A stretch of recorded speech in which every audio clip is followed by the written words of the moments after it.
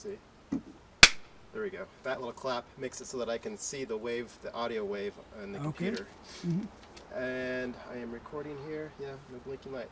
All right, so I asked a lot of questions to your brothers. The only person I haven't gone with is Glenn yet. I haven't got him down, but and I've talked to Mom too. I've interviewed her, and so I've got a little history on you already. Oh.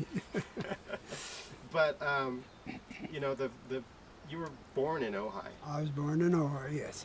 And you were was it Brant Ranch that you were? Apparently, from what they've told me, yes. I don't remember. You grew up there quite a bit. I probably was a good 3 or 4 years when my uncle up there died. That way I put a date on where I was at that time. And so other than that, I don't know. Yeah. Where's the next place you lived after that? Probably on North Signal Street. And we had a rental house, or I don't know whether they were renting it or buying it or whatever, but anyway, as I understood it, the payment on that house was $700 for a month or a year or something like that. And Dad was sick too much of the time, and in that time we had a banking agreement at school where you'd take a quarter or a dime or anything to school, and then the teacher would have to keep track of all of that and record it and such. And I understand that Glenn, my older brother, had a banking account of $12 and something. And so that in turn was used for the last payment that they could make on that house. So it's probably $12 and something a month. And so anyway, they lost the house, and it had an outhouse in the back and an old tank out in front, and it had one bulb in every room. But anyway, it was home. It was home. And then after Signal, did you move to Drown? We moved over on where, yeah. I always forget street numbers and things like that and such. But we lived in a great big white house, right where the taking care of the older people on the corner of but I get mad at myself here for forgetting all of those things. But it happens. I'll just it'll come to me here pretty soon. And so now there's a beautiful place. You can put the old people over here that aren't quite over the hill, and then over here you got the other people in the place, and a lot of them will die in their rocking chairs and their. Is that Greg Abel's? Yeah. So anyway, we lived in a great big white house there, and we went from there to Drown Street in Uncle Chester's house, and he had been out here for some reason and he had bought a house, and then he went back to Arkansas, and so we rented the house to live in. And then the family, after a little while, they took over another vacant lot, basically, and it had an old garage on it. It had a partition right down the center of it with a sheet. You had a kitchen over there, and you had on this side of the thing, well, we all slept in the bedroom. Yeah. Jim had told me that you guys slept in that bedroom together as all the boys. Yeah. And that there was a shortage of pillows. Shortage of pillows. And that he said that he would go to sleep with a pillow and then wake up without one. Oh. And he said that either you or Glenn or Jack would steal it, which I thought was funny. Well, our grandmother Plott, she lived right behind us, And then, as I understand it, at the end of when I enlisted in the Army, and then I left, and then she moved in to basically no bedroom there at the front of the house. And about that time, they had built on the front of the house a living room and a kitchen, or not a kitchen, but a bedroom, and they had managed to get a toilet, a bathroom in there also. So we had a little bit bigger house than before, but there wasn't much in it. Let's see here. So you were the smallest of the four boys. I'm the smallest of the four, yeah. And was it true that your mom thought you had polio? I don't know about that one. They apparently I had crawled off the porch, and it must have been about like so, or how far, I don't know. But anyway, I injured my back, and so they took me to a chiropractic doctor, and that was in, now there it goes again. Can't even think of the name, but anyway, he was a doctor, and as far as I know, he put me up in the doorway of the office or a hospital or whatever, and made a cast on my thing. And so my back was this way, and all through grammar school, I was set up straight, and you'll get all of that. And I always watched to be sure that I didn't run too fast or too slow or kick the ball too far or whatever. But I like to play baseball, or I like to play ball.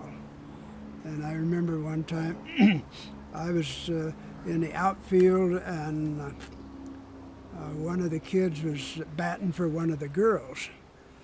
And he hit the ball way high and such, and this kid is yelling at the girl. Run, run, run. He couldn't catch it anyway. Well, I caught the darn thing. And so from that time on, I wanted to play in the outfield. So, and I guess I became a halfway decent ball player from the outside. So, but it was something to, that was the grammar school, yeah. Yeah, your brother said that you were very athletic. Well, I thought I was. I was athletic to the degree that I liked all of the sports, and when basketball was over, well, then there would be baseball, and so then I'd move over to baseball, and basketball's all over. So baseball and track and tennis and all of those, and I played all of them, and so and even football, manager. I was going to get in those big guys, 200-pounders for a little 100 and I don't think I ever weighed over 130 pounds when I was in high school. So it just. But I have a quote from Jim. I believe it was Jim, or was it Jack? Said that your coach used to say that you ran too long in one place. Or too. I pulled that one off in one of the churches the other day. They were talking about participating too much in athletics. You should be with the church and all of that. And I said, well, I got called in by the coach one day, and he says, well, you're one of the fastest kids that I have on the track team. But he says, you just have one problem. You run too long in one spot.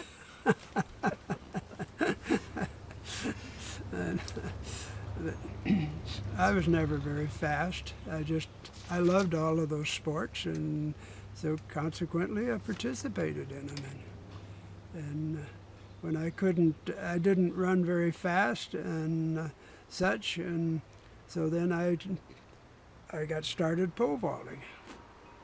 And I never made 10 feet. 10 feet today is, you get a fancy pole and away you go. But I think about 9 feet, 8 inches, 10 inches, something like that, was the best jump that I ever made. It was you and your cousin that were doing that together, right? The pole vaulting. Uh-huh. remember. Yeah, I had a cousin that we went out. I don't know what we used for poles, but as I remember, we were out in lunchtime, and lunchtime we used to have the football field.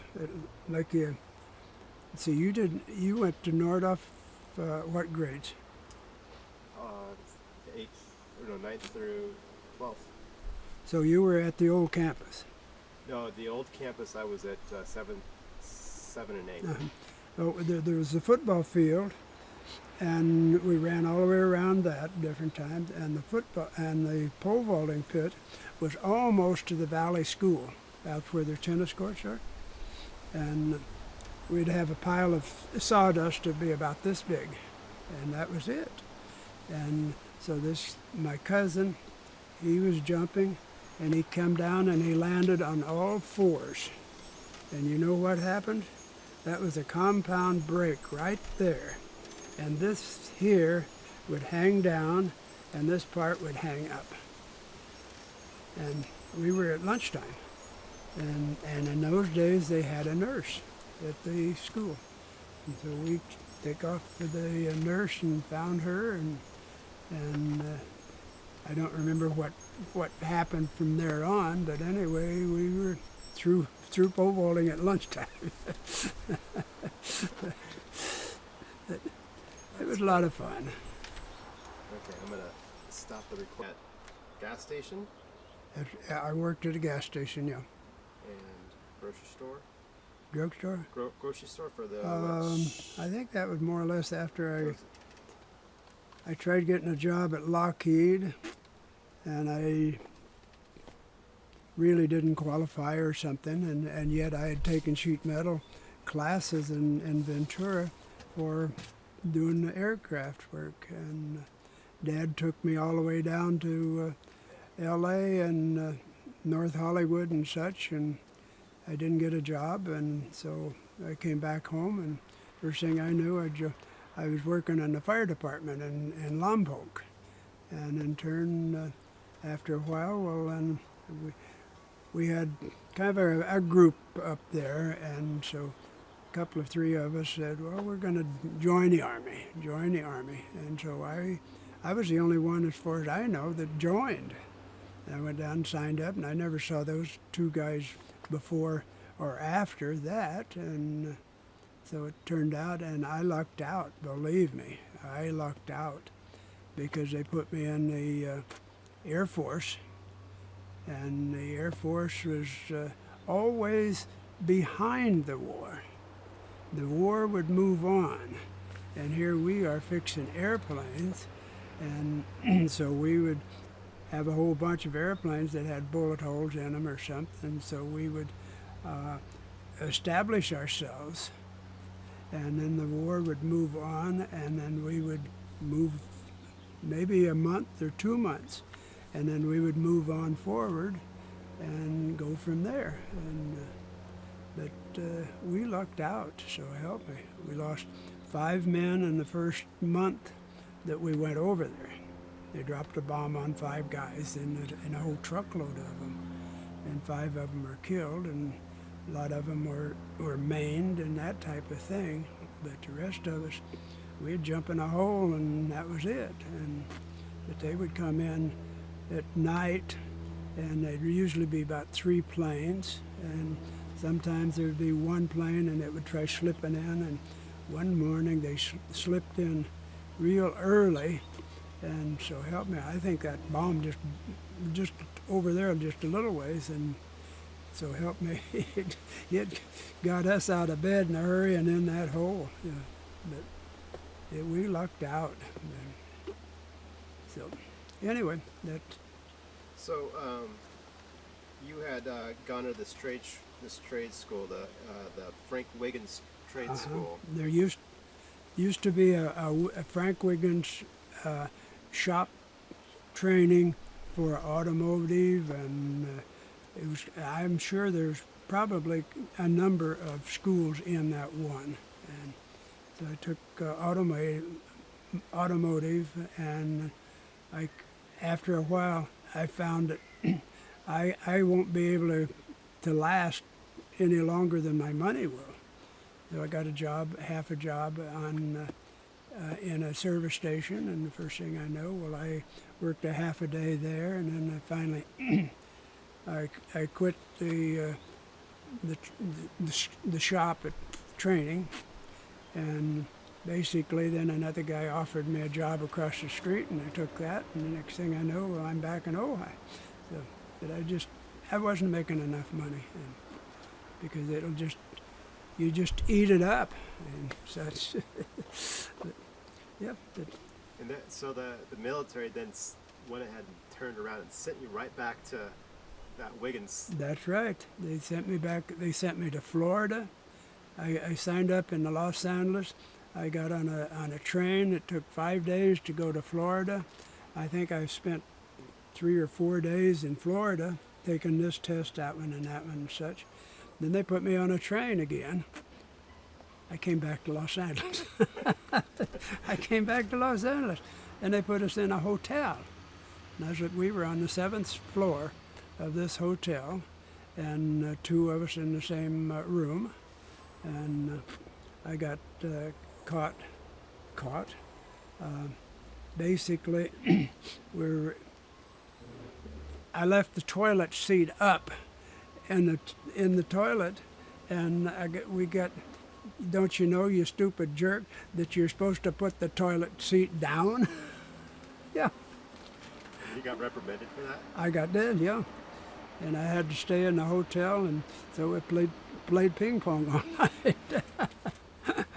Yeah. That's funny. I'm just bouncing around here, Yeah. but do you remember the family cow? The family, oh sure, yeah. Yeah.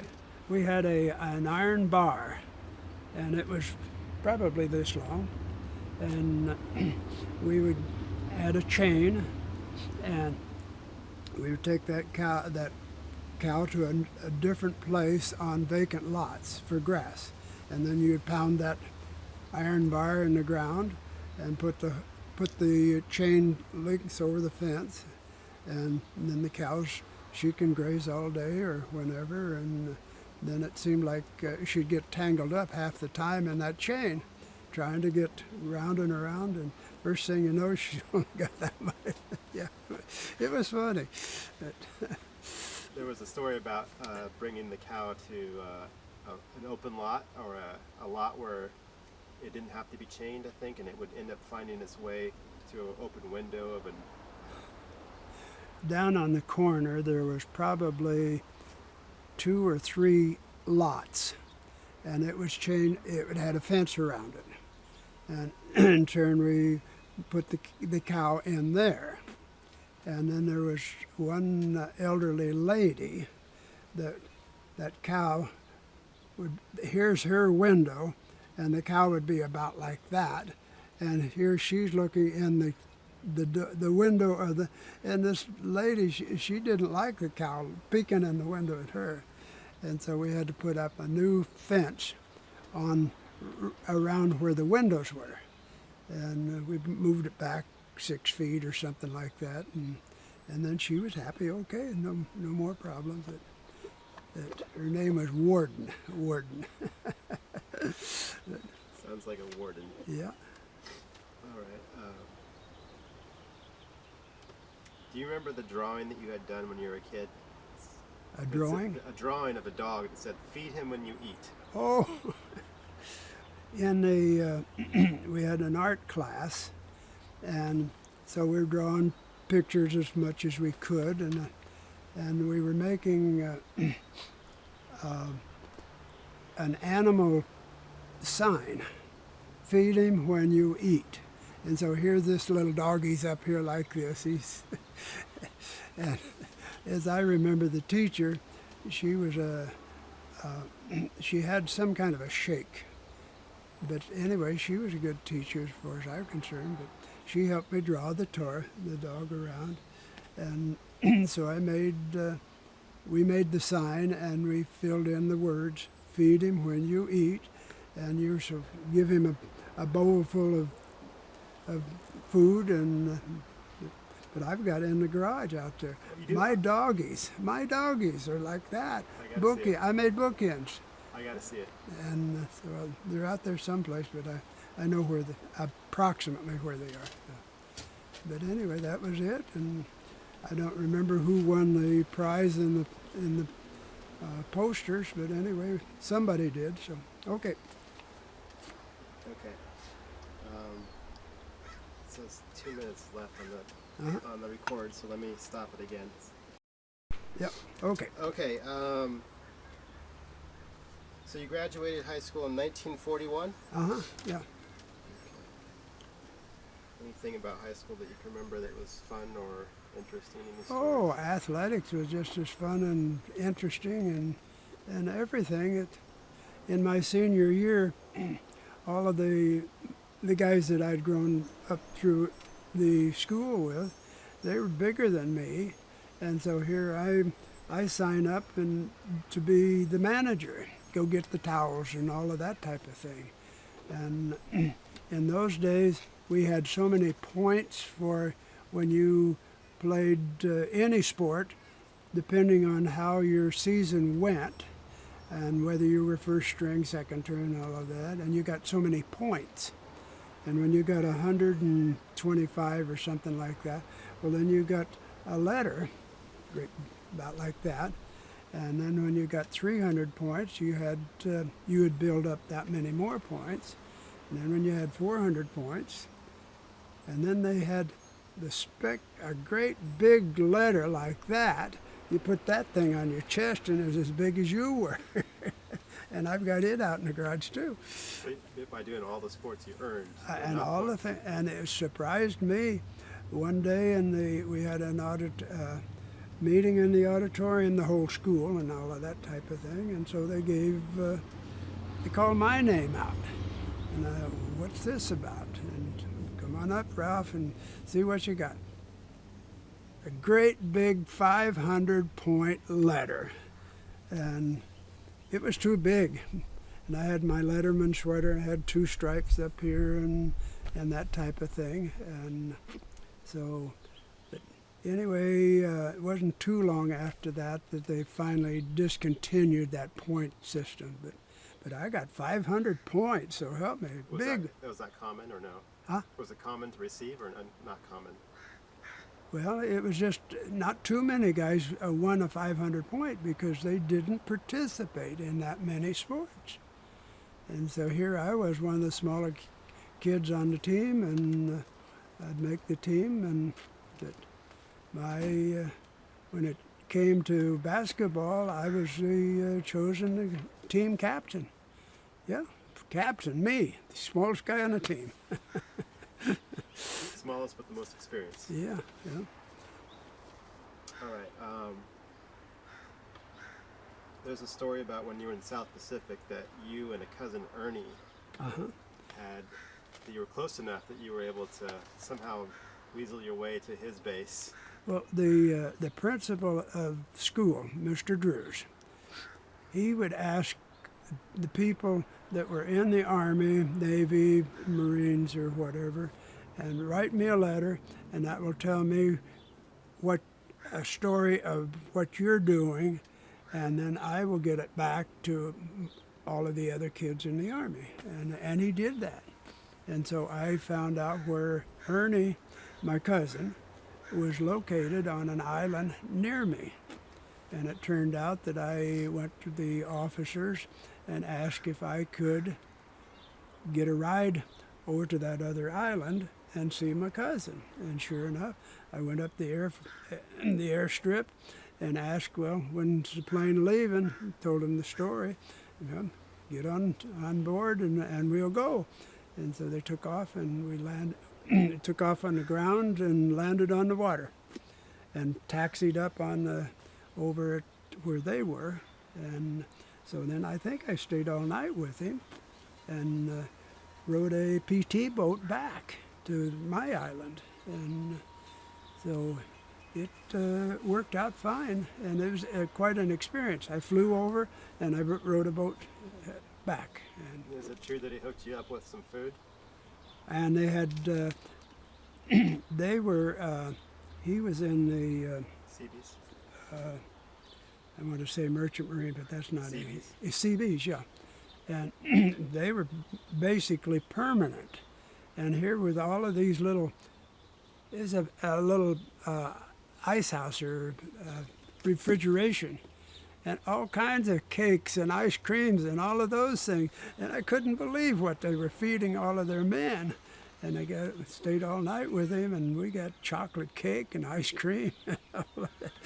Hadn't had any from the time we left the United States. So anyway, that was fun. And then later on, he waited a couple of months and came over to see me. And how he did that, probably about the same way. And that he took his training in the. He learned how to operate a tractor and a big equipment and such and that. And he stayed over there till the end of the war, and then they sent him up to Alaska to make the road up to the Alaskan Highway and all of that. And so we all made out okay. And that he stayed in probably another year or so after I got out. So. But that everything in the Army it's just, you're just a number. You're just a number. Yeah. Yeah. Okay, go ahead. Let's see. Do you still have the photos of the South Pacific stuff? I know I. Yeah. Mm-hmm. I've got a booklet in there of pictures. I want to look through that. Apparently, there's some nudes in there from the natives, huh? Oh, there's the natives were nude from here up, and they had a grass skirt that would come down to here, and the men would just wear so help me, it was just hardly a leaf, and it would be around the back, and then they'd go up the crack of their butt and such, and but it was interesting seeing what they were. And some of their huts were nice, and others were just a hut. All of it in coconut palms and such. So, yeah. Okay. Tell me your take on the VE letters, because they, I guess, that's how you communicated through VE letters, or yeah, we had V-mail, or. I'll think of the name of it, but anyway, they would give us a sheet of real light paper. We could write a letter on that. Then that had to go through the officers, and we'd get some of them. They'd send it back to you, and here a whole strip of 2 or 3 lines is inked out, and because they were afraid that somebody would get the wrong impression and such, and so I think there's still some in the drawer in there. So. Apparently they would then photograph them. Yeah. No one would actually get the original copy. It was photographed. The film was sent to the States. Mm-hmm. Yeah, you get a little letter to home, and it'd be about that size. Yeah. A smaller version of what you had done. Yeah. Mm-hmm. And apparently, going back to the Miners Oaks house, someone had remodeled and opened up a wall and found. Oh, yeah. Well, I think what happened there was I would write Betty the letter, and then she stored them upstairs in a room that Charles, her father, had. He had built quite a stairway and everything. And then I think as they went on top of the framework of the building, and I think they fell down. That's what I think. But one of the guys in Ace Hardware bought the place later on, and he found these letters. Corporal Williams. Yeah. They asked me, were you an officer? He had misinterpreted what a corporal was. And if you were a good soldier, well, you got stripes. And if you were a better soldier, then you got 3 stripes. And you were all of that. And But I think of the group that we went to school in L.A., I think there was only 2 guys out of probably 15 to 20 people that ever made sergeant. Every time a person would get sent home for some particular reason, then the fulfillment for another person, he would have the stripes, and so he never made it. But